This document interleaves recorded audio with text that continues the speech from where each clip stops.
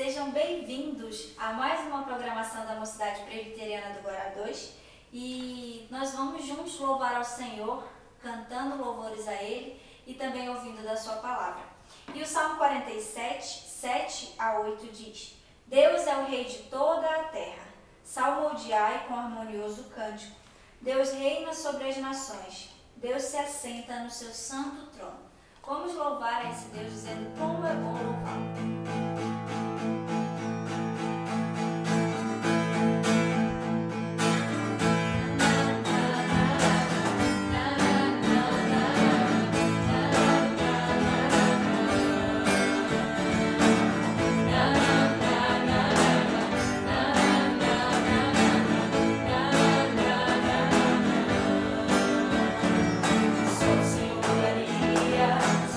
Pra me salvar,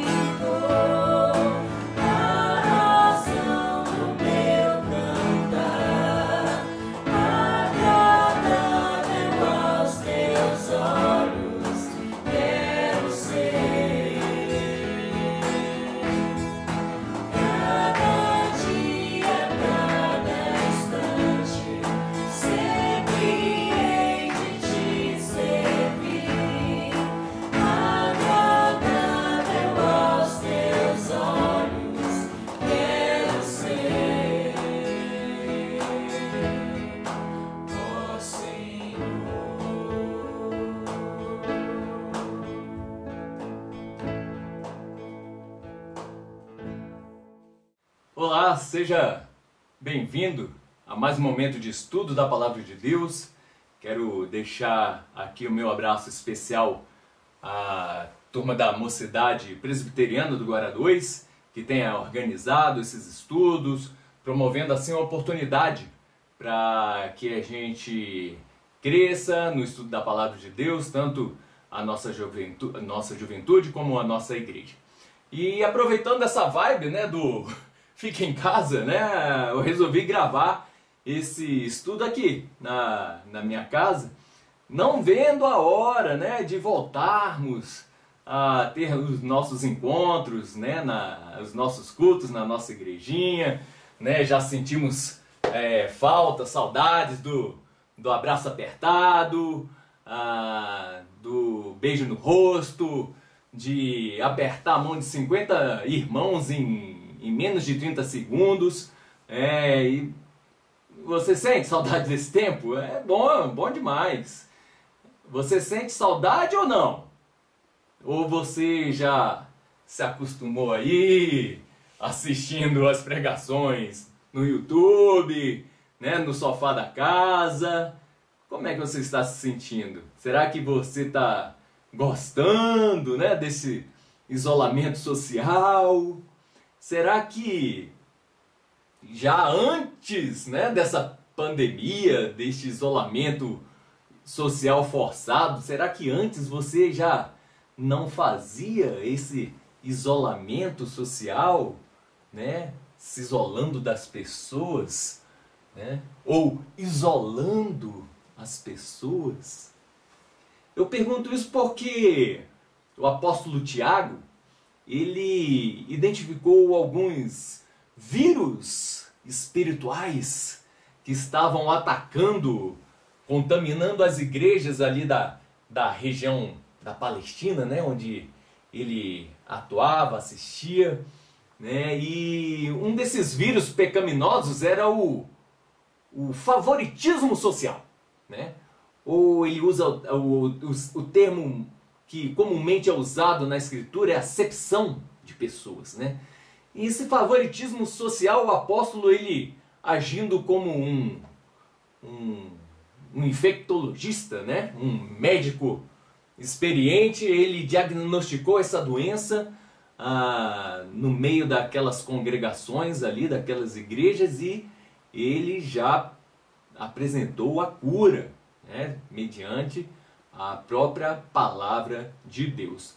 Vamos então ao texto que é a base do nosso estudo de hoje. Está lá em Tiago, capítulo 2. Tiago, capítulo 2, nós vamos ler dos versos de 1 a 13. Tiago, capítulo 2, de 1 a 13. Me acompanhe, eu acompanhei na sua Bíblia. Diz assim: meus irmãos, não tenhais a fé em nosso Senhor Jesus Cristo, Senhor da glória, em acepção de pessoas. Se, portanto, entrar na vossa sinagoga um homem com anéis de ouro nos dedos, em traje de luxo, e entrar também algum pobre andrajoso, tratardes com deferência o que tem os trajes de luxo, e disserdes: tu, senta-te aqui em lugar de honra, e disserdes ao pobre: tu, fica ali em pé, ou assenta-te aqui embaixo do estrado dos meus pés.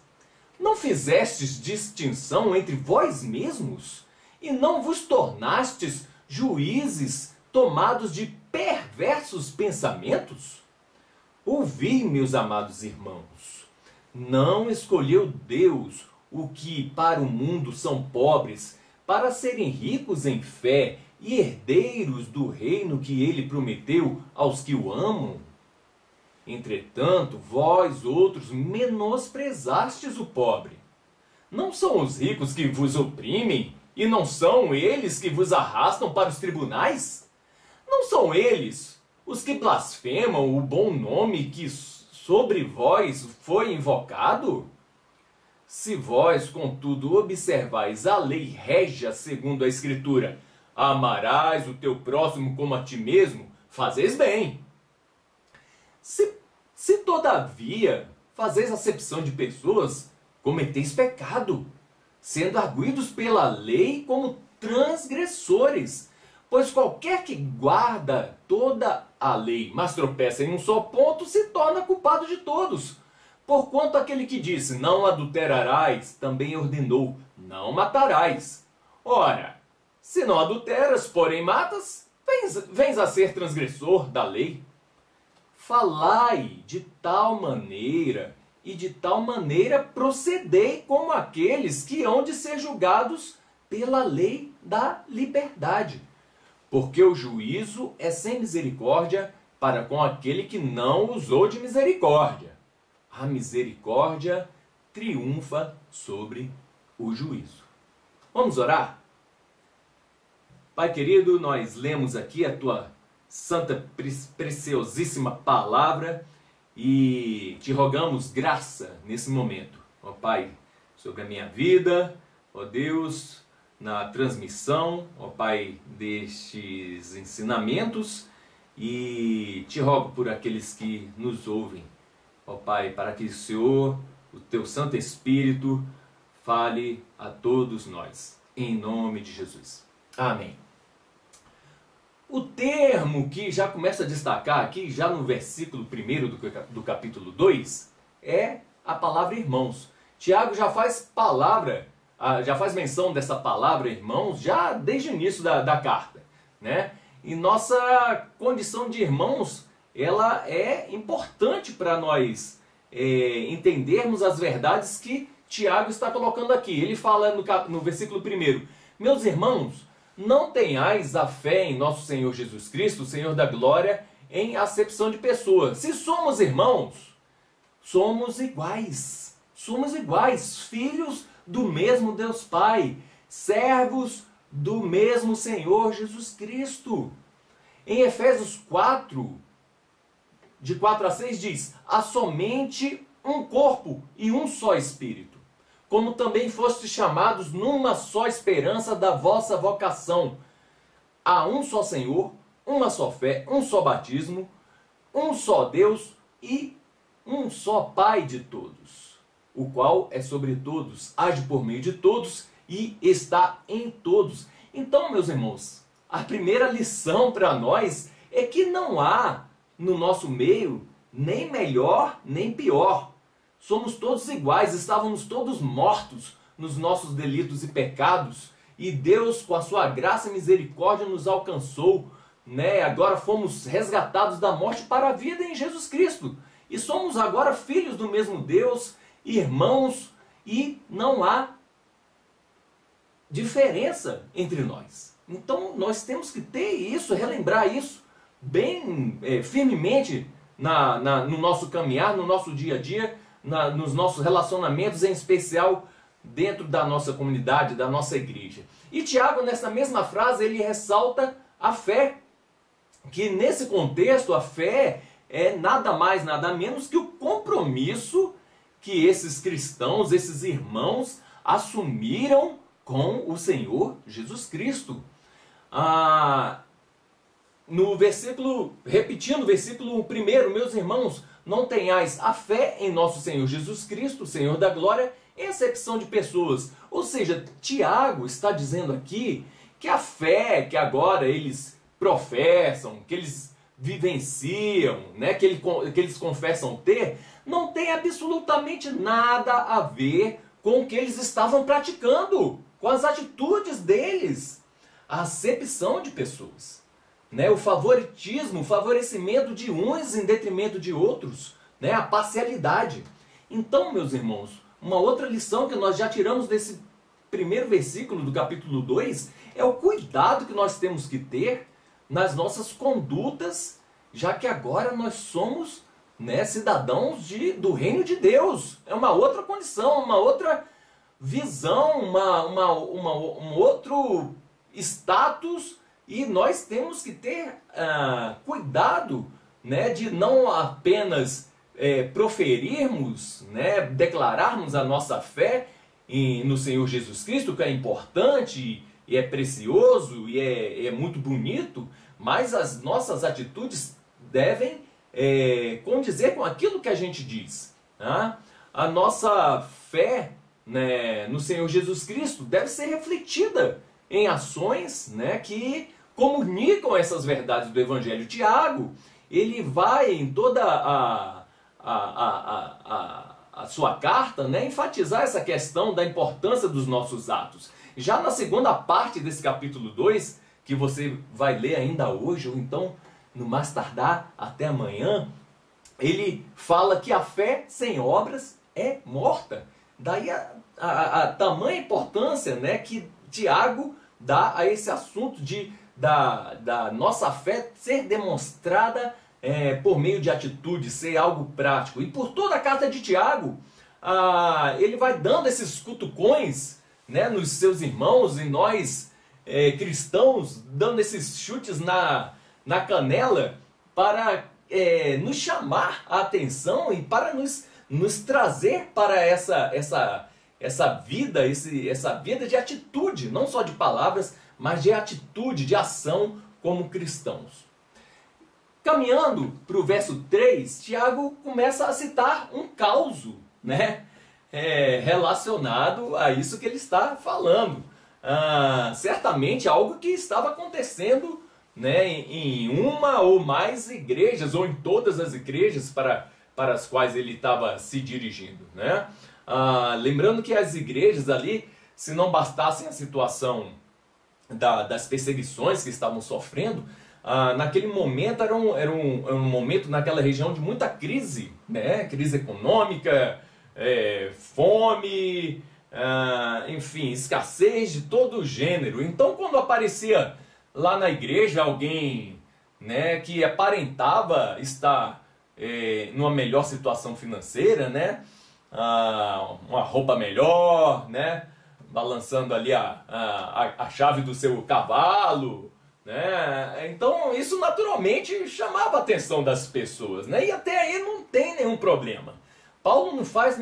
Tiago não faz nenhuma crítica, né, a pessoa está bem de vida, né, a pessoa ser rica, né, se você tem coragem de pagar e andar com uma bolsa de 5 mil reais, né, andar com um relógio de 20 mil reais no pulso, enfim, isso aí é algo que a gente pode conversar num outro momento, né, tratar de uma outra oportunidade. Mas nesse texto especificamente aqui, Paulo não critica, né, o fato das pessoas serem ricas, né? O problema estava na conduta de quem estava na igreja e recebia essas pessoas. Então a diferenciação de tratamento, o favoritismo. E quem dera se o favoritismo fosse em prol do carente lá, né, do pobre. Mas não, pelo contrário, né, chegava o bonitão e eles davam mais atenção àquela pessoa que estava mais bem aparentada, né, afeiçoada.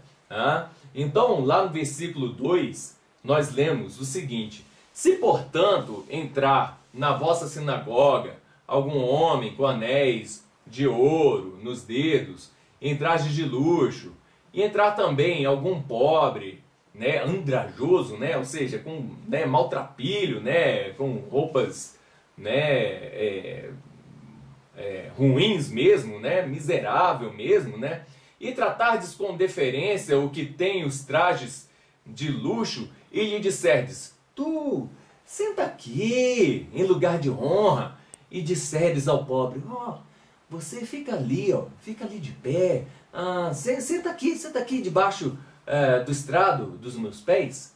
Não fizestes então distinção entre vós mesmos, e não vos tornastes juízes tomados de perversos pensamentos? Reparem que o problema aqui não está necessariamente no julgar. O problema não está necessariamente no julgar. Lá em Mateus 18,15, Jesus Cristo habilita os cristãos, a igreja, a julgarem e os procedimentos dos irmãos com relação ao pecado. Com relação ao pecado. Se você for lá em Mateus 18, fala: se teu irmão pecar contra ti, vai, argue-lo entre ti e ele só. se ele te ouvir, ganhaste o teu irmão, né? Se ele, porém, não te ouvir, toma ainda contigo uma ou duas pessoas, para que, pelo depoimento de 2 ou 3 testemunhas, toda a palavra se estabeleça.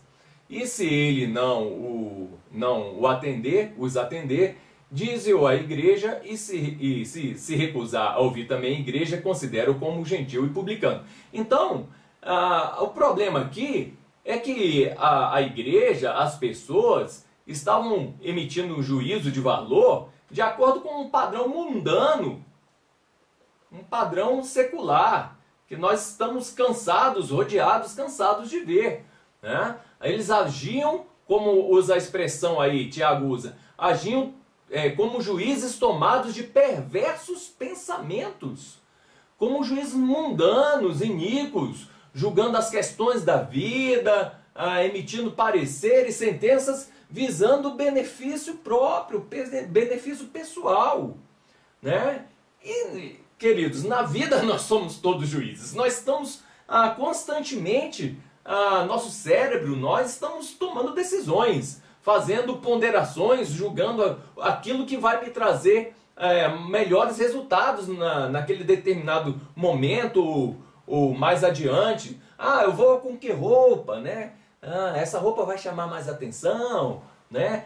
Com que sapato eu vou, qual perfume, de carro, de bus, de bike, café curto, café longo, sai de casa ou fica em casa, né? Usa máscara ou não usa máscara, né? Vou na reunião da OMP ou não, né? Então, normalmente essas decisões cotidianas, elas não têm maiores impactos, né, sobre as outras pessoas. As consequências vão ser refletidas na própria pessoa, dificilmente afeta a terceiros.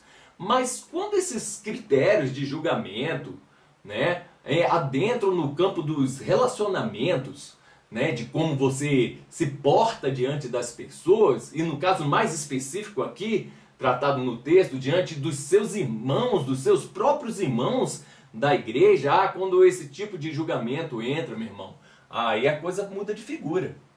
A coisa muda de figura. Vamos ver aqui, né, o que Tiago diz nos versos de 5 a 9. Diz o seguinte: ouvi, meus amados irmãos. Olha, meus irmãos, né?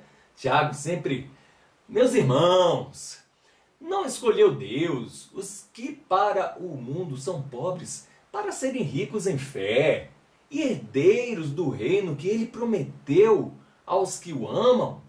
Entretanto, vós outros menosprezastes o pobre.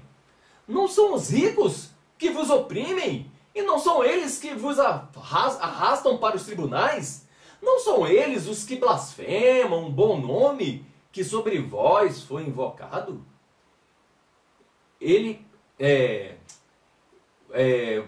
Se vós, contudo, observais a lei régia, segundo a Escritura, amarás o teu próximo como a ti mesmo, fazeis bem.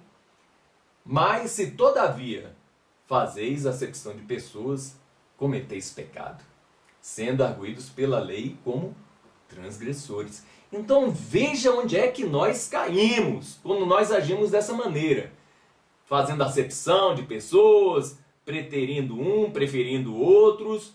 Veja onde nós caímos com uma atitude dessa, a atitude de favoritismo, de parcialidade. Tiago, como um bom teólogo, ele já cita ipsis literis no Antigo Testamento a lei que Deus está transmitindo, né, por meio de Moisés ao povo escolhido dele. Lá em Levítico 19, é o texto que ele, a frase que ele cita aí, Levítico 19, 18, amarás o teu próximo como a ti mesmo. Então ele já faz, boa parte dos cristãos, principalmente eram judeus dessas igrejas, então, né, e não somente porque eram judeus convertidos, né, mas para todos nós a importância do Antigo Testamento, a palavra de Deus como um todo, completa, com todo o seu valor. Então ele já faz essa citação do Antigo Testamento, e essa ordem é ratificada, né, logo depois pelo próprio Senhor Jesus Cristo, lá em Mateus 22, 36. Mestre, diz lá em Mateus 22:36, Mestre, qual é o grande mandamento na lei? Respondeu Jesus, amarás o Senhor teu Deus de todo o teu coração, de toda a tua alma e de todo o teu entendimento. Este é o grande e primeiro mandamento. O segundo, semelhante a este, é amarás o teu próximo como a ti mesmo. Então, isso é reforçado, né?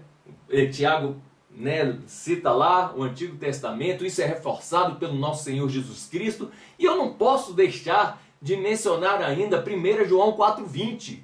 Se você for lá em 1 João 4,20, você vai ouvir João dizendo, se alguém disser, amo a Deus, e odiar a seu irmão, é mentiroso. Pois aquele que não ama a seu irmão a quem vê, não pode amar a Deus a quem não vê. Ora, temos da parte dele esse mandamento, que aquele que ama a Deus, ame também o seu irmão. Gente, resumo da ópera.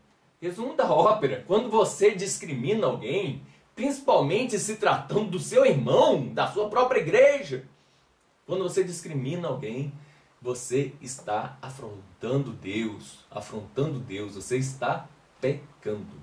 Você está pecando. A mensagem hoje é para os crentes, né? Esse estudo aqui é para nós, né? Tal como Tiago escreveu, para os crentes lá, né? Daquelas igrejas, né? Os seus irmãos, né? Para mim, para você, que fazemos parte da mesma igreja, né? Nesse tempo de crise, eu fico feliz em ver a ação da liderança da nossa igreja, dos nossos irmãos, né, em identificar quem está passando necessidade, né, e se movimentar, a questão da atitude, né, se movimentar para auxiliar, ajudar aqueles que estão passando por necessidades financeiras. Lembrando que essa não é uma ação específica desse momento, né, graças a Deus, né, a nossa liderança ela se preocupa em fazer isso, né, tem feito isso já, né, há muito tempo, né? E antes de partirmos para o final do nosso estudo, eu só quero abrir um parênteses aqui, que nesse texto que a gente acabou de ler, Paulo não está chamando os ricos de opressores, né, de blasfemadores, né? Ele não está generalizando, tá bom? O que ele está chamando a atenção é que normalmente, né, quem levava, né, e isso até hoje, né, quem levava os cristãos, né, para os tribunais, né, e blasfemavam contra o Senhor Jesus Cristo era o pessoal, né, da classe alta, da classe poderosa, né, que dominava naquele tempo ali. E hoje essa história ainda se repete, né? Mas vamos caminhando aqui para o fim do nosso estudo, né, dessa nossa breve meditação. Breve porque tem realmente muitas informações preciosas nesse livro, né? Alguns chamam de o livro de Provérbios do Novo Testamento, né? Tamanha a riqueza de assuntos, né, que Paulo vai tratando ao longo da sua carta. Então, depois que Tiago expõe, né, essa doença, esse vírus, né, da acepção de pessoas, do favoritismo pessoal, né, que estava atacando aquelas igrejas, ele orienta aqueles irmãos da seguinte forma. E aí vamos lá para o versículo 12, que diz assim: falai de tal maneira e de tal maneira procedei, como aqueles que hão de ser julgados pela lei da liberdade. Falai.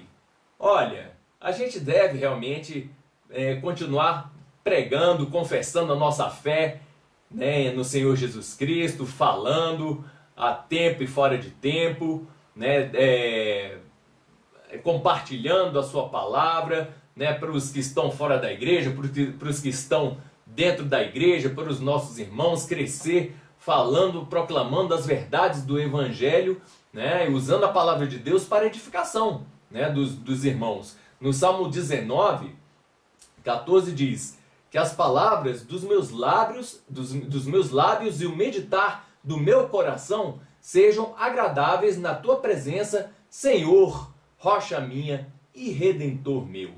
Não só falar, mas ele, no versículo 2, ele fala, procedei. Ou seja, Tiago chamando a questão, né, do agir.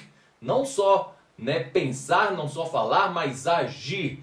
Não só creia, não apenas verbalize, né, aquilo, não só apenas verbalize aquilo que você crê, mas a sua atitude deve ser de acordo com aquilo que você crê, né? Com aquilo que você conhece da Escritura, com aquilo que você confessa. E assim, dessa maneira, vocês estão agindo de forma positiva para com aqueles irmãos que estão passando necessidade, né? Vocês estão evitando essa questão da discriminação, né? Identificando o irmão que está realmente necessitado de atenção, necessitado de auxílio material, financeiro, né? E vocês estarão assistindo, né? Não só como uma boa palavra, né? Não só com a presença da palavra de Deus, que deve estar sempre na nossa vida, nos nossos lábios, a fim porque é a palavra mesmo que nos edifica, mas vocês, com atitude, vocês estarão se movendo em direção a esses irmãos, e sem discriminação e com muita misericórdia, sem esperar nada em troca, né? Da mesma forma que Deus agiu para conosco, vocês estarão assistindo, né, a esses irmãos né, construindo, fortalecendo a nossa comunidade cristã, a nossa igreja, tornando ela mais unida, mais forte, mais sadia. Bem, meus irmãos, minhas irmãs, né?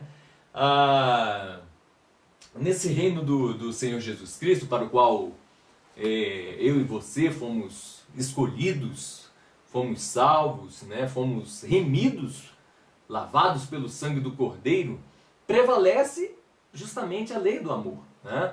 Como cidadãos, né, desse reino, nós todos somos ricos.